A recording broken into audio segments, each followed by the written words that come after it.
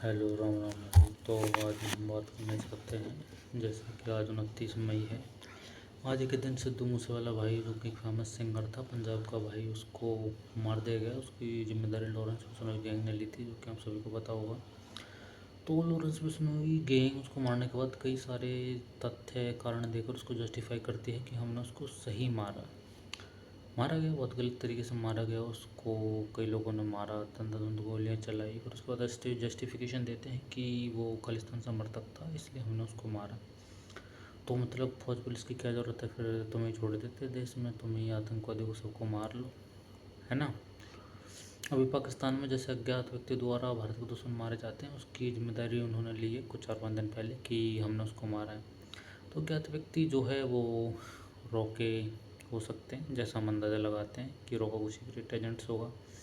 हो सकता है वो रोका ना होकर मोसाद का भी हो सकता है, परंतु हमेशा अंदाज़ा लगाते हैं कि रोका हो सकता है। परंतु अब अज्ञात व्यक्ति तो कहने आएगा नहीं कि भाई मैं रोका एजेंट था, मैंने मारा था। उनको फेम नहीं चाहिए भाई। एक एजेंट कभी भी उन्हें सामने नहीं आता, चाहे उसकी बुराई हो चाहे उसकी अच्छाई हो। अब दूसरी चीज़, अब उसका नाम ले देते हैं भाई, मैंने मारा उनको। अज्ञात व्यक्ति मैं था, मैंने मारा जो भारत में हमला करने वाला आतंकवादी था उसको, ऐसा नाम ले देते हैं ये लॉरेंस बिश्नोई गैंग के व्यक्ति। और हिंदू के दिल में सॉफ्ट कॉर्नर बना लेते हैं कि हम देश के लिए अच्छा कर रहे हैं। तो तुम्हें बताओ भाई कि ऐसे किसी को मार देने वाला कैसे अच्छा हो सकता है, और वो देशभक्त? ऐसा कुछ नहीं है भाई, बिल्कुल नहीं है। जैसे कि लोग कहते हैं भाई वो गीता साथ में लेके चलता है, रामायण का पाठ करता है लॉरेंस बिश्नोई, इसलिए ठीक है। अगर मैं लोगों के जस्टिफिकेशन के हिसाब से देखूँ तो भाई रावण कितना बड़ा महापंडित था, भगवान शिव की भक्ति करता था, सनातनी था। तो इस हिसाब से तो उसने सीता माँ को सही उठाया, लोगों पर अत्याचार सही करता था, है ना। भगवान राम के साथ वो सही लड़ा। अगर रामायण गीता पढ़ने से, सनातनी होने से, जेल में दंड बैठक लगाने से, हनुमान चालीसा पढ़ने से अगर कोई व्यक्ति महान या सही हो जाता है, तो फिर इसका मतलब तो रावण बहुत सही था भाई। सही मान लेते हैं रावण को, पर हम क्यों मानते हैं रावण को गलत भाई? क्योंकि उसके कर्म गलत थे, समझ रहे हो। तो सनातनियों भाइयों, ऐसे ही किसी को अपना हीरो मत बना लिया करो, लॉरेंस बिश्नोई हो या कोई भी हो। सिद्धू मूसेवाले को जो मारा गया भाई, गलत मारा गया। ऐसे तुम्हें बहुत सारे सोशल मीडिया पर वीडियो मिल जाएंगे जो ये बताते हैं कि वो खालिस्तानी समर्थक नहीं था। इंटरव्यूज़ मिल जाएंगे जिसमें बताते हैं कि मैं भले कि खालिस्तान अलग देश की मांग नहीं चाहता, खालिस्तान से उनका अर्थ था मतलब खालसा का गुरुओं की जो विचारधारा पर चलने वाला देश है वो होना चाहिए।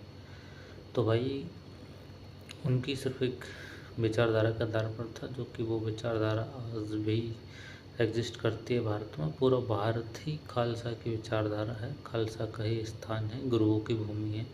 तो इसमें कोई अलग देश लेने की बात है, अलग देश लेने की जगह नहीं है। ये देश पूरा सनातनियों का है, जिसमें कि हिंदू, सिख, जैन, बौद्ध सभी भाइयों का है।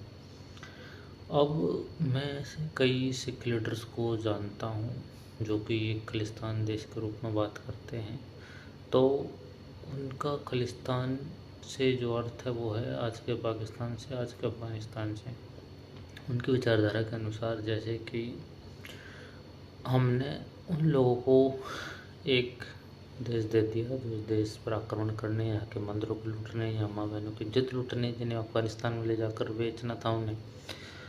उन मुग़लों को, मुसलमानों को, उनके वंशजों को हमने अपने देश का एक टुकड़ा दे दिया। एक नहीं 5-6 टुकड़े दे दिए, गिनूँगा कैसे।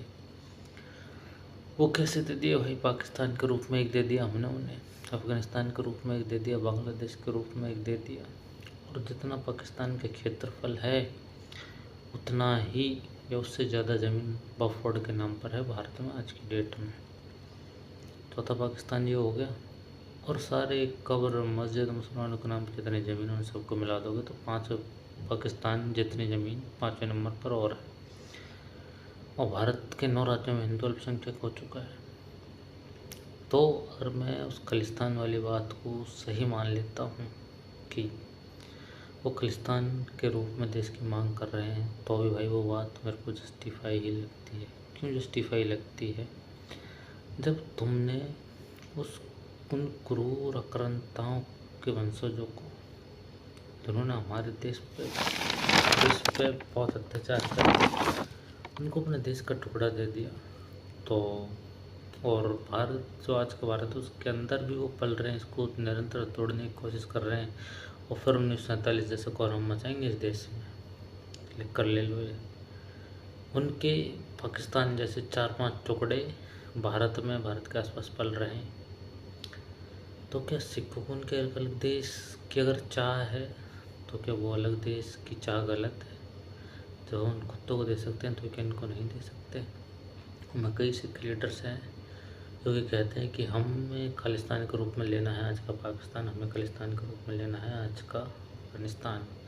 तो मैं उनकी खालिस्तान की मांग को भी सही मानता हूँ। और सिद्धू मूसेवाला जो भाई है, उसने कभी भी भारत के टुकड़े करके खालिस्तान के रूप में देश की स्थापना की बात नहीं करी थी। वो केवल एक विचारधारात्मक ऐसे स्थान की बात करते थे जहाँ पर गुरुओं की मान्यताएं हैं, गुरुओं के सिद्धांत लागू होते हों। जैसे हम एक राम राज्य की बात करते हैं तो उससे ऐसा नहीं, उसके अंदर सिख नहीं होंगे, ईसाई नहीं वो सिख नहीं होंगे, जैन बौद्ध नहीं होंगे सनातन से निकले सभी धर्म होंगे, परंतु राम जी के सिद्धांत, सामाजिक न्याय व्यवस्था, जहाँ पर अन्याय नहीं होगा, क्राइम्स नहीं होंगे, सभी को सभी सुविधाएं सुलभ होंगी, और वहाँ का राजा एक सन्यासी की तरह जीवन जिएगा, अपनी प्रजा को अपने बच्चे की तरह मानेगा। हम ऐसे एक राम राज्य की कल्पना करते हैं जो कि विचारधारात्मक तथ्य है, विचारधारात्मक बात है। परंतु वही बात जब कोई सिख बोले तो वो बात बहुत कड़वी लग जाती है, जबकि वो गुरु के सिद्धांत पर ही एक भूमि की मांग करते हैं पर्टिकुलर। तो सिद्धू मूसेवाला भाई किसी प्रकार से भारत के टुकड़े करने के समर्थक नहीं थे, वो जिस खालिस्तान नामक स्थान के समर्थक थे, वो यही भारत है और पूरा भारतीय कल्चर का स्थान है। और अगर वो अलग देश के रूप में किसी को चाहते हैं तो हमारी जिम्मेदारी है कि आज अफगानिस्तान पाकिस्तान हमें किसी भी प्राकृतिक रूप से मुगलों से आज़ाद करवा कर अपने गुरु भाइयों के लिए खाली करवाना चाहिए। और एक इस्लामिक राष्ट्र से अच्छा है एक सिख राष्ट्र के रूप में उसकी स्थापना होनी चाहिए। तो मैं एक सिख राष्ट्र का पूर्ण समर्थक हूँ, और इस्लामिक कंट्री के बजाय दुनिया का पहला सिख राष्ट्र पाकिस्तान, आज का अफगानिस्तान, जिन पर आज विधर्मियों का, अब्राहमी धर्मों का शासन है, वो प्रॉपर सिख धर्म का नाम पर देश बनने चाहिए। और ये मेरे संघ का विचार है। 9 गुरु मेरे आदर्श हैं। अगर मैं सनातन का छोटा बेटा हूँ, सिख मेरे बड़े भाई हैं जिन्होंने इतनी कुर्बानियाँ दी। 10 के 10 गुरु, पूरे गुरु धर्म का जो सिद्धांत है इसी पर टिका है कि सनातन की रक्षा की जाए। जिस धर्म में छोटे छोटे बच्चे 6 साल 9 साल के दीवार में चुन गए परंतु धर्म परिवर्तन नहीं करा, सनातन धर्म बताओ। जिस धर्म की कुर्बानी रामकृष्ण नाम से भरी पड़ी है, तो वो धर्म सनातन से कैसे अलग सकता है, सनातन से कैसे वो विरोधी हो सकते हैं, ये सोचने पर विवश कर देता है। और जो सिख सनातन विरोधी हैं, उन्होंने अभी तक पगड़ी पहन रखी है, दाढ़ी बढ़ा रखी है, वो शेर की खाल में भेड़िए हैं, वो सिख नहीं। जैसे पंजाब में बहुत ज़्यादा कन्वर्जन हो रहा है, आज भी मतलब उनके नाम सिख नाम मिलेंगे, परंतु जॉर्ज फर्नांडिस जोसेफ सरनेम उनका ऐसा मिलेगा। तो वो लालची लोग सिख नहीं हैं। तो मेरा आज सिद्धू भाई का आज देहांत हुआ था, हत्या हुई थी। तो आज दिन वीडियो बनाने का मकसद यही है कि प्लीज़ सिद्धू भाई के लिए ऐसे शब्दों को उनसे इस्तेमाल मत किया करो कि वो खालिस्तान समर्थक ऐसा कुछ। मैंने आपके सामने खालिस्तान की विचारधारा स्पष्ट करी है कि खालिस्तान क्या है, खालिस्तानी विचारधारा क्या है, खालिस्तान देश क्या है और होना चाहिए तो किस प्रकार होना चाहिए, किस प्रकार जस्टिफाई है, वो चीज़ें हैं। जो मैंने बताई है, और आर्यव्रत संघ है जो सिद्धू भाई और जो हमारे सिख लीडर्स थे जैसे भिंडरावाला जी, जनरल सिंह और भी कई थे, तो वो जिस खालिस्तान जिस विचारधारा का समर्थन करते थे, हम उस विचारधारा का समर्थन करते हैं।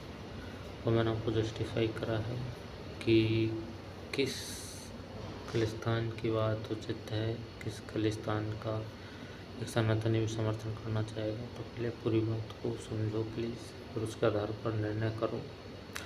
और सिख सनातनी अलग नहीं है, ये एक ही माँ के दो बेटे हैं, एक ही वृक्ष की दो टहनियाँ हैं, ये एक ही चीज़ है, आपस में फूट मत डालो। तो भाई जय हिंद, राम राम, सत श्री अकाल। सभी सिख भाई मिलजुल कर रहो और गलत चीज़ों को सपोर्ट मत करे करो। और जैसे कि विष्णोई भाई नाम लेता है कि मैंने मरवाया ये वो, तो वर्तमान सिस्टम, वर्तमान सरकार तो बदला नहीं ले पा रही है, उनके पता नहीं जो भी क्या राजनीतिक फ़ायदे हैं, परंतु कम से कम हमारा इतना कर्तव्य बनता है कि हम सही को सही और गलत को गलत माने। तो सही को सही और गलत को गलत बोलना सीखो भाई। समय आने पर जिन लोगों ने गलत करा है उनका भी फैसला होगा, सदा समय एक सा नहीं रहता है। और वीर की वीरता, वीर की वीरता आमने सामने, भुजा से भुजा, पट से पट लड़कर लड़ने में दिखती है, गोली तो बच्चा भी चला देता है। तो बहादुरी नहीं है आप 10 बंदे मिलकर किसी एक को ऐसे मार देते हो, तो वो वीरता नहीं है भाई। तो जिन लोगों को आप वीर समझते हो तो वीर नहीं है, कायर है। और ना ही सनातन की इस प्रकार रक्षा हो सकती है जिस प्रकार के आप उनको रक्षक समझते हो। सच्चाई को समझो, ठीक है भाई।